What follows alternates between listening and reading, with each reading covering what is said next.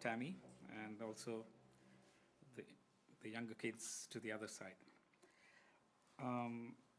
Good morning, all of you, once again. And I want to, I think some of you know that our pastor is traveling, so I'm replacing him for last week and this week. So pray that Pastor and Sarah have a good trip. They are in Scotland. And for those who are new, you might be aware that we are studying from the book of Hebrews. We have done the 11th chapter last week, first 7 verses. So we will go further from here. But before I want to go there, I want to request one brother to share his testimony of faith.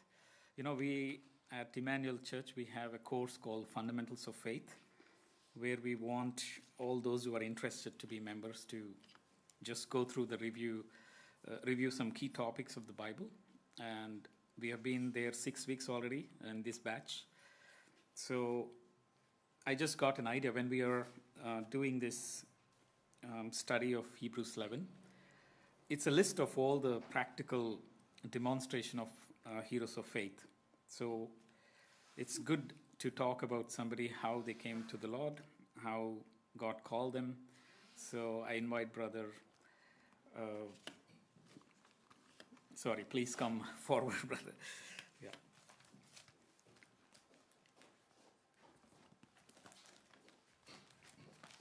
You can share it as well.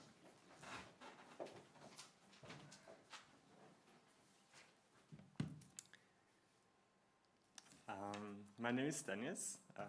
Some of you know me. Most of you do, I think, by now, but not all. Thank you for allowing me to give my testimony today.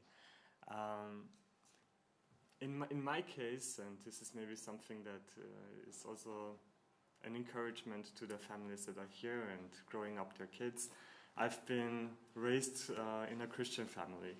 In fact, from both of my parents' sides, their parents are the first Christians of their respective generations. So they met as Christians. My dad was a preacher, my mom a Sunday school teacher, so I've grown with the faith already from a young age. But still, you know, you grow up with these truths, getting to know the Lord, at least conceptually, and seeing Him being active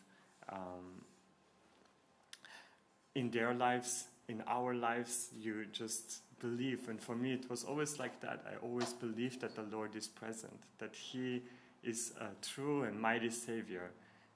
But when it becomes something of the mind, it doesn't really have power there, right? So for me, it was when I turned 17, 18. That's now 12 years ago. I'm turning 30 next week.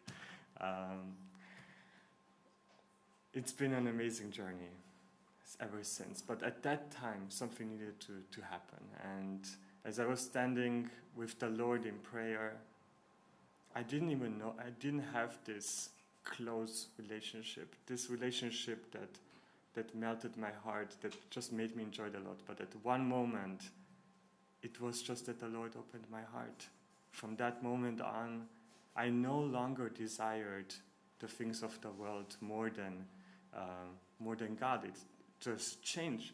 It shifted. Of course, I knew that God exists, but that was such an important time where the Lord has just changed my attitude to desire Him more than anything. So from that moment on forward, the Lord really set a new fire in me. And I can tell you, no matter the crisis, and there were many crises, the life got much, much harder from that point on, right? You will sometimes hear that life gets easier for some when you get with... Actually, for me, it wasn't that way. It became much, much harder. But with that fire and that confidence in the Lord, there was just peace and strength almost throughout these last 12 years.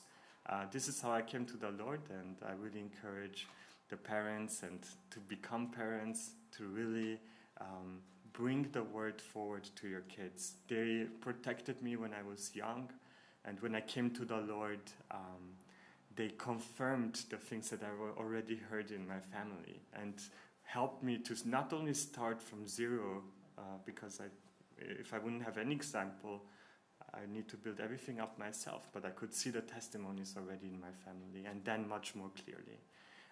There's also a verse I would like to read, a couple of verses from Proverbs chapter 3, verse 1 to 5. My son, do not forget my teaching, but let your heart keep my commandments.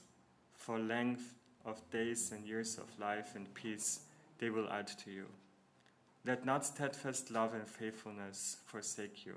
Bind them around your neck, write them on the tablet of your heart, so you will find favor and good success in the sight of God and man.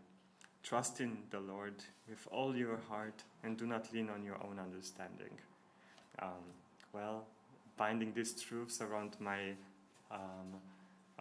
neck, this is something that my parents did for me. And when I came to faith, it was a beautiful treasure that I could continue to bring forward to my other brothers and sisters. So thank you for letting me share this testimony, and God bless you.